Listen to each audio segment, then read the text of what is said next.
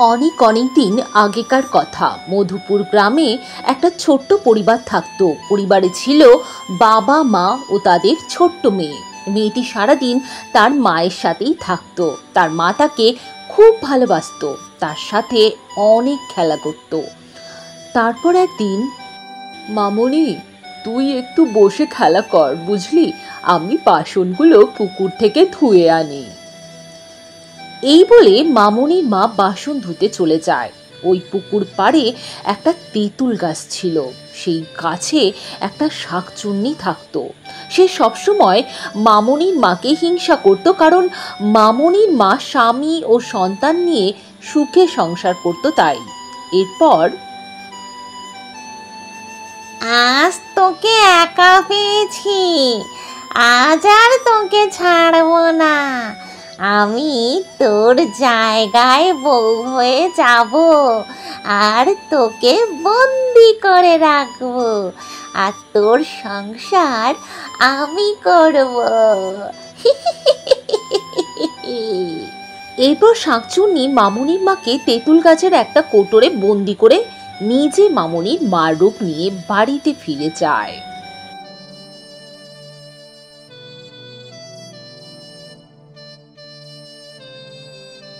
মা, মা, তুমি এসে গেছো? মা। প্রথম প্রথম মামনির মারূপী শাকচুন্নি মামনিকে ভালোবাসলেও এবং যত্ন করলেও পরে সে আর মামনিকে একদম সহ্য করতে পারত না, কারণ সে চাইতো মামনির বাবার সাথে একা সংসার করতে। তাই সে মামনির বাবাকে নানা জাদু বলে বশ করতে থাকে। তারপর একদিন মামনির বাবা এমন বশ হয় যে এরপর থেকে শাকচুন্নি যা বলতো মামনির বাবা তাই করত। এমনকি মামনিকে বিনা কারণে খুব বকতো, মারতো, ঠিকঠাক খেতেও দিত না। এরপর,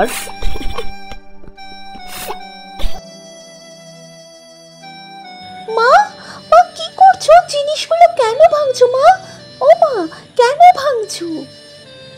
কেন ভাঙছি কেন ভাঙছি সেটা তুই পরে নিশ্চয়ই বুঝতে পারবি মামনি।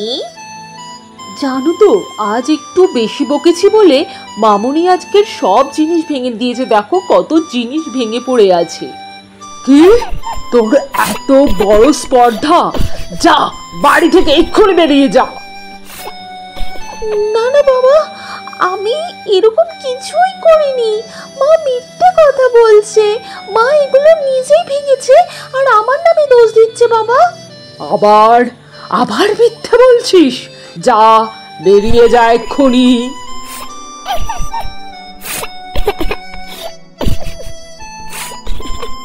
কই রে রাগাসুর, রাগাসুর, কই তুই? এক্ষুনি আয়, আমি তোর মালকিন, তোকে ডাকছি, এক্ষুনি আয়। বল শাকচুন্নি, কেন আমায় ডাকলি? বাইরে গিয়ে দেখ, আমার সতীনের মেয়ে ঘুরে বেড়াচ্ছে।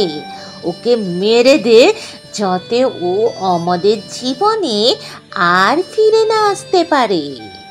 আচ্ছা, তুই যা চাস তাই হবে।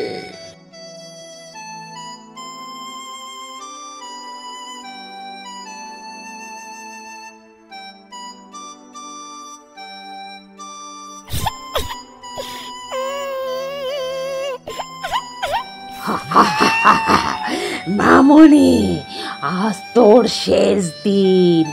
তোর মা পাঠিয়েছে তোকে মারতে আমাকে।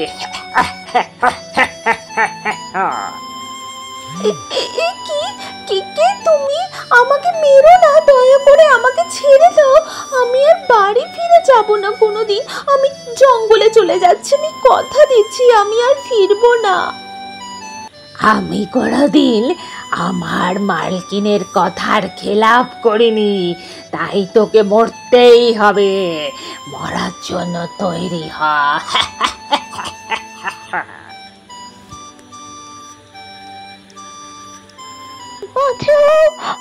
বাঁচাও আমাকে, কোথায় পালাবি মামনি? কেউ তোকে বাঁচাতে পারবে না। আমাকে বাঁচাও দয়া করে।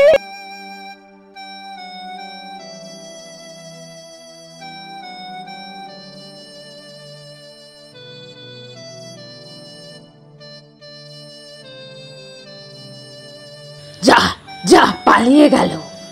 বল মা বল, তুই কে আর এই গভীর জঙ্গলে কি করছিস? আচ্ছা দাঁড়া দাঁড়া, তোর মুখ চোখ তো একদম শুকিয়ে গেছে, আগে কিছু খেয়ে নে।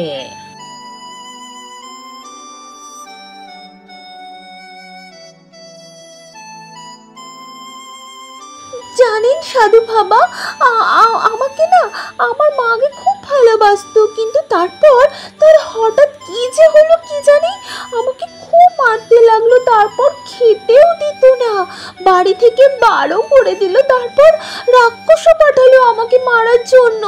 জানি না মা হঠাৎ করে কেন এমন হয়ে গেল।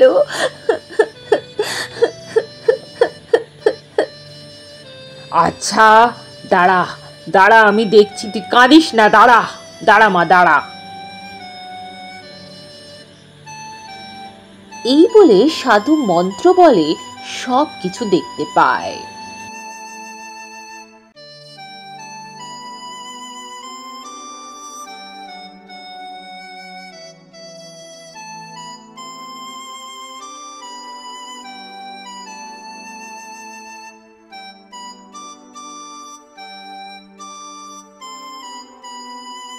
দেখলি তো মা, বাড়িতে যে আছে সে তোর মা নয়, মা নয় তোর শাকচুন্নিও।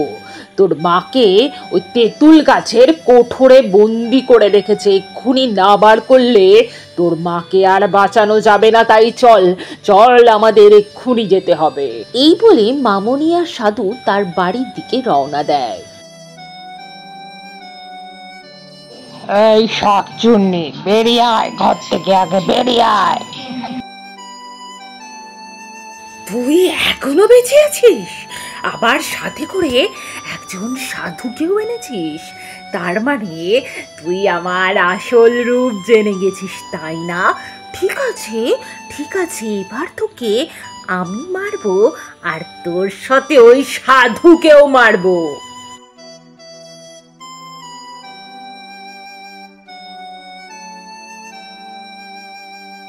এরপর শাকচুন্নি ও সাধু বাবার মধ্যে খুব যুদ্ধ হয়।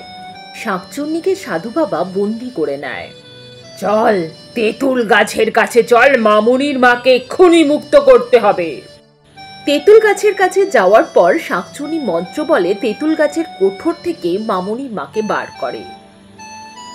মা মা সোনা মা, আমার সোনা মা। আর কতদিন এইভাবে থাকবি? এইবার তুই মুক্তি নে, মুক্তি নে তুই। ঠিক আছে সাধু বাবা, আমাকে তুমি মুক্ত করে দাও। এরপর সাধু বাবা শাকচুন্নিকে মুক্ত করে দেন, আর মামনি আবার তার মা বাবার সাথে সুখে বাস করতে থাকে।